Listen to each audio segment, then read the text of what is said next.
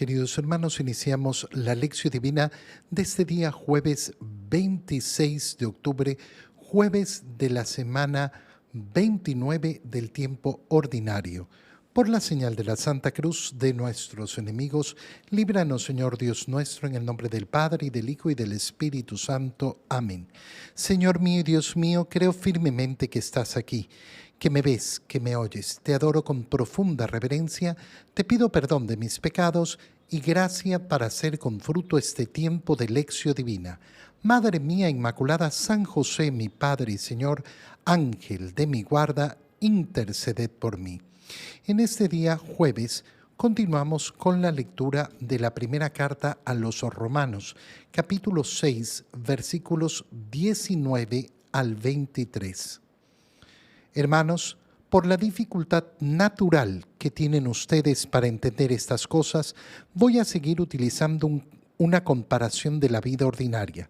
Así como en otros tiempos pusieron sus miembros al servicio de la impureza y de la maldad hasta llegar a la degradación, así ahora pónganlos al servicio del bien, a fin de que alcancen su santificación. Cuando ustedes eran esclavos del pecado, no estaban al servicio del bien. ¿Y qué frutos recogieron entonces de aquello que ahora los llena de vergüenza? Ninguno, pues son cosas que conducen a la muerte. Pero ahora, libres ya del pecado y entregados al servicio de Dios, dan frutos de santidad que conducen a la vida eterna. En una palabra, el pecado nos paga con la muerte. En cambio, Dios nos da gratuitamente la vida eterna por medio de Cristo Jesús, Señor nuestro. Palabra de Dios. San Pablo continúa explicando a los romanos cuál es el camino de esa santificación por el cual participamos de esa obra salvadora de Dios. Y nos ha explicado cómo el pecado nos lleva a la esclavitud.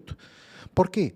Porque una persona que se acostumbra al pecado, ¿qué le sucede? Que su cuerpo le pide y le pide siempre más de lo mismo, hasta llegar a convertirse en un vicio. Y el vicio es la esclavitud. La esclavitud de siempre tener que luchar de una manera terrorífica en contra de mis apetitos, en contra de mis ganas, en contra de mis sentimientos también. Y la liberación se produce en la medida que yo busco que todo mi ser, que todo mi cuerpo, que todos mis miembros se acostumbren efectivamente a buscar el bien, a buscar lo que verdaderamente da el bienestar al ser humano.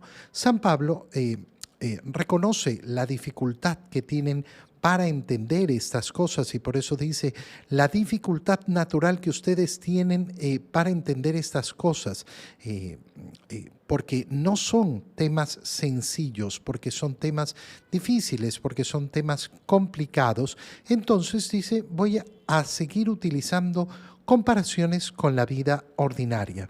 El modo de enseñar siempre está muy relacionado con ese poder comparar las cosas, poder poner analogías. ¿Para qué? Para simplificar el entendimiento. Lógicamente, toda analogía siempre va a ser eso, una analogía, una comparación para lograr entender la realidad que se está explicando. Pero no existe la analogía perfecta. No existe la comparación perfecta, existe la comparación que nos permite acercarnos hacia la verdad. Y entonces dice, así como en otros tiempos pusieron sus miembros al servicio de la impureza y de la maldad, hasta llegar a la degradación. Le está hablando a la comunidad de los romanos. Sabemos muy bien cómo en Roma el pecado se había convertido en una norma de vida, para todos. La moralidad en ciertos campos era muy baja, empezando por la moralidad en el campo sexual, donde no existían limitaciones, donde no existía ninguna restricción. Y entonces, claro, ¿a dónde lleva eso? Esa impureza de los miembros lleva hasta la degradación. Hay que darnos cuenta de que la degradación destruye el ser humano porque la degradación lo que hace es destruir el amor propio. Y por eso es tan importante darse cuenta que el camino de santificación empieza, lógicamente, por ese deseo de buscar el verdadero bien, no lo que me apetece, no lo que deseo, no aquello por lo cual tengo sentimientos, sino aquello que reconozco con una limpia mente, con un intelecto limpio, como lo verdaderamente bueno. ¿A qué me refiero? Fíjate cómo una persona puede degradarse a tal nivel de buscar el servicio, por ejemplo, de la prostitución. Una persona que busca una prostituta, ¿qué es lo que debería darse cuenta? Oye, yo tengo un problema de degradación. Soy un cochino. Es bueno comparar, por ejemplo, y decir, oye, tú recogerías del lodo un sándwich y te lo meterías a la boca. No, no haría eso jamás. Bueno, date cuenta el acto cochino que estás realizando. El perro es capaz de comerse un sándwich que encuentra en el lodo. ¿Por qué? Porque es perro y encuentra alimento y se lo come.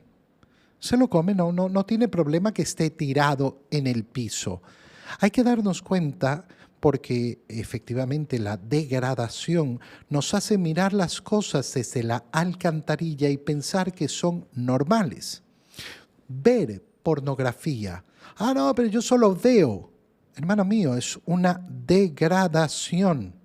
Degradar tu ser, degradar tus ojos, acostumbrar tus ojos a que contemplen lo que no deberían estar contemplando. Como esto, vamos a ver que efectivamente la degradación se puede manifestar en muchas formas. Cuando una mujer, por ejemplo, está unos meses con una relación y ya está metiéndose en la cama con ese hombre, ¿qué ocurre? Ocurre que terminó la relación y después pasó a otra relación y pasa lo mismo, y pasa lo mismo. Bueno, resulta que se acostumbra a acostarse con distintos hombres en grandes cantidades. Esto es lo que vemos en nuestra sociedad. ¿Cómo le llamamos a eso? Degradación. Una mujer que no sabe valorarse, amarse a sí misma. Una mujer, estoy poniendo el ejemplo, lo mismo que el hombre, ¿eh? Exactamente igual. No, que yo me acuesto con una, me acuesto con otra, me acuesto con otra. Bueno, eres un degradado.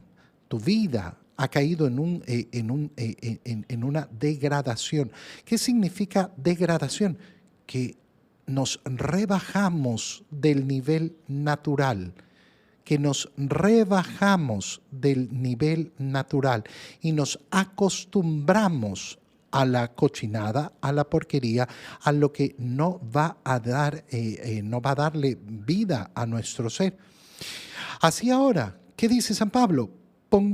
Pónganlos al servicio del bien, a fin de que alcancen su santificación. Yo puedo poner todo mi ser, todo mi cuerpo al servicio del bien para caminar el camino de santidad. Ustedes eran esclavos del pecado, no estaban al servicio del bien. ¿Y qué fruto recogieron entonces? Nada, solo aquello que los llena de vergüenza, dice San Pablo. Oye, es fácil contemplar la vida y darse cuenta a qué me conduce la degradación. ¿A qué me conduce el darle a mi cuerpo todo lo que me pide? A seguir todos mis instintos, a seguir todos mis deseos, todas mis ganas, a ser esclavo de lo que dictan mis sentimientos. ¿Cuál es la verdad que contemplamos en el mundo? ¿Contemplamos personas llenas de dicha, llenas de felicidad, con una vida plena, con una vida realizada? No. Contemplamos en ese mal uso de la libertad el gran sufrimiento que se le produce al ser humano, el gran vacío, y cómo tarde descubren que han vivido engañados por el mundo y que no han conseguido aquel bienestar que tanto anhelaban. Libres, por tanto, fíjate qué palabra tan bonita, libres ya del pecado y entregados al servicio de Dios. Ahora dan frutos de santidad que conducen a la vida eterna. No es que conducen a simplemente el gozo temporal, sino a la vida eterna. El pecado nos paga con la muerte. En cambio, Dios gratuitamente nos da la vida eterna, el anhelo, el deseo de la vida eterna que tiene que estar siempre, siempre burbujeante en nuestro corazón, porque es el que marca nuestro camino. Yo voy hacia el cielo, quiero la vida eterna, quiero deleitarme, quiero gozar, por supuesto, pero no un ratito. Yo quiero la alegría que no termina jamás. En el Evangelio, leemos el Evangelio de San Lucas, capítulo 12, versículos 49 al 53. En aquel tiempo Jesús dijo a sus discípulos: he venido a traer fuego a la tierra, y cuánto desearía que ya estuviera ardiendo. Tengo que recibir un bautismo, y cómo me angustio mientras llega. ¿Piensan acaso que he venido a traer paz a la tierra? De ningún modo. No he venido a traer la paz, sino la división. De aquí en adelante, de 5 que haya en una familia, estarán divididos 3 contra 2 y 2 contra 3. Estará dividido el padre contra el hijo contra el padre, la madre contra la hija y la hija contra la madre, la suegra contra la nuera y la nuera contra la suegra. Palabra del Señor. Recordemos que el discurso que estamos leyendo del Señor ha partido de aquella advertencia: cuídense de la avaricia, cuídense de poner su corazón en los bienes temporales. Y el Señor ha entrado entonces a decirnos: estén preparados, estén preparados. Pedro le ha preguntado al Señor: ¿esto lo dices por nosotros o por todos? ¿Y qué le ha respondido a Pedro el Señor? Por todos. Pero cada uno va a ser juzgado de acuerdo a lo que se le ha dado. Cada uno de acuerdo a lo que se le ha dado. Al que más se le ha dado, se le pedirá más. Pero ustedes son administradores que han recibido en este mundo responsabilidades y van a tener que dar cuentas de ello. Y ahora continúa el Señor diciendo: ustedes creen que he venido a traer fuego a la tierra, y cuánto desearía que ya estuviera ardiendo. ¿Qué significa esta palabra? ¿De qué fuego está hablando el Señor? El fuego santificador, eso que estábamos leyendo en San Pablo a los romanos, la obra de salvación del Señor, que es la santificación de los hombres. Bueno, esa santificación se realiza a través de la purificación que se realiza por la gracia que el mismo Dios nos da y que nos viene dada por el Espíritu Santo. Para entender en profundidad y unir. Si hemos estado hablando en la primera lectura de cómo tenemos que poner nuestros miembros, nuestro cuerpo al servicio de la santificación para no ser esclavos del pecado, para no caer en la degradación. Bueno, ¿eso cuesta? Sí, por supuesto que cuesta. Y eso es lo que se manifiesta con estas palabras del Señor. He venido a traer fuego a la tierra.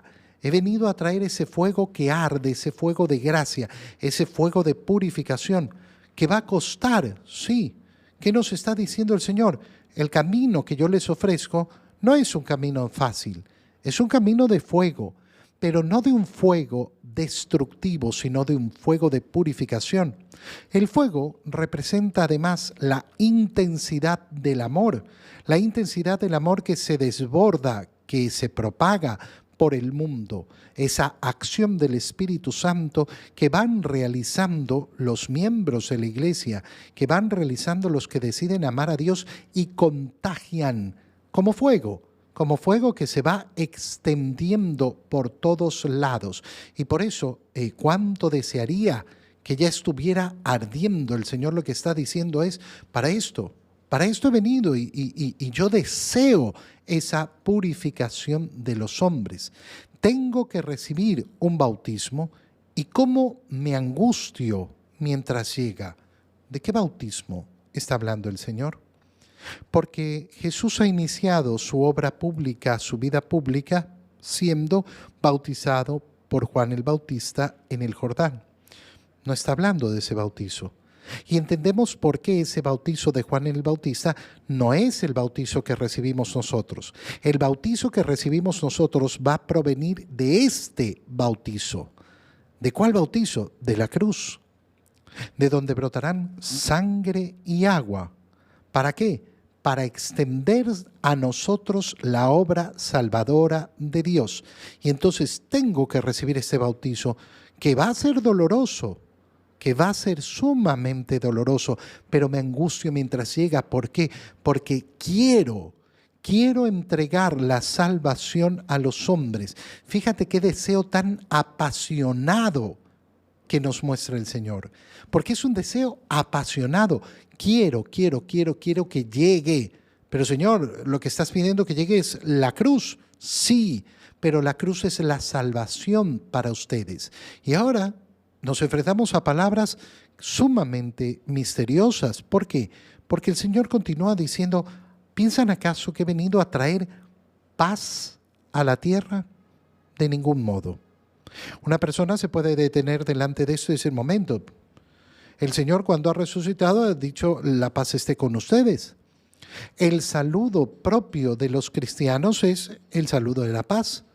Cuando Jesús ha mandado a sus discípulos a predicar, les ha dicho que cuando entren en una casa digan, la paz esté con ustedes. El saludo de paz cristiano es vital. ¿Cómo ahora el Señor dice, no he venido a traer la paz a la tierra? ¿Acaso se retracta? ¿Acaso cambia toda la lógica del cristianismo que está basada justamente en la paz? No. Lo que sucede es que en este momento Jesús está hablando de lo que el mundo entiende por paz. Cuando el Señor da el saludo de paz, está hablando de la verdadera paz. ¿A qué me refiero? El mundo entiende paz como ausencia de problemas, ausencia de enfermedades, ausencia de dificultades. Estoy en paz. No estoy peleado con nadie, entonces estoy en paz. Tranquilidad. Paz y tranquilidad. ¿Por qué? Porque no tengo problemas, porque no tengo grandes sufrimientos. Esto es lo que piensa el mundo. Bueno, esa no es la paz, porque la paz, la única paz verdadera, viene en la reconciliación con Dios. Por tanto, ¿quién vive la paz? Aquel que se ha reconciliado con Dios. ¿Cómo se da la reconciliación? Solo se puede dar a través de ese bautizo de fuego del cual nos ha hablado el Señor. Solo por su muerte en la cruz, nosotros podemos reconciliarnos con Dios, pedir perdón por nuestros pecados y recibir la misericordia de Dios. Si yo hoy vivo así, entonces vivo en paz. El Señor lo que está hablando aquí es de esa paz superficial del mundo, la paz del saludito, pero que no llega a ser paz verdadera porque no se vive en la reconciliación. Y por eso les dicen, miren, desde este momento van a dividirse, van a haber divisiones. De 5 que hay en una familia estarán divididos 3 contra 2 y 2 contra 3. Estará dividido el padre contra el hijo contra el padre. El Señor presenta una situación que parece terrorífica, la división de la familia. ¿Pero qué está diciendo? Está diciendo la verdad fundamental. Dios primero. Dios primero. No, lo más importante es que haya paz en mi hogar. Resulta que hay paz en mi hogar, pero en mi hogar nadie vive la paz verdadera con Dios. Ese hogar no está en paz. Ese hogar no está en paz. Pero puede ocurrir que efectivamente hay miembros en ese hogar que quieren caminar el camino del Señor, y para caminar el camino del Señor van a tener que poner a Dios en primer lugar. Y eso les va a llevar a conflictos en la familia. Lo vemos a diario. Lo vemos a diario. El Señor nos lo ha anunciado y el Señor que nos está diciendo, no se preocupen. No se preocupen porque esto no era la finalidad. Qué bonita la familia unida, la familia que reza unida, la familia que vive una fe siempre junta. Pero si no tenemos eso, bueno, no será lo más importante. Te doy gracias, Dios mío, por los buenos propósitos, afectos e inspiraciones que me has comunicado en este tiempo de Lección Divina. Te pido ayuda para ponerlos por obra. Madre mía Inmaculada, San José, mi Padre y Señor, Ángel de mi guarda, interceded por mí. María, Madre de la Iglesia, ruega por nosotros. Queridos hermanos, reciban mi bendición en este día en el nombre del Padre, y del Hijo, y del Espíritu Santo. Amén. Un feliz día para todos.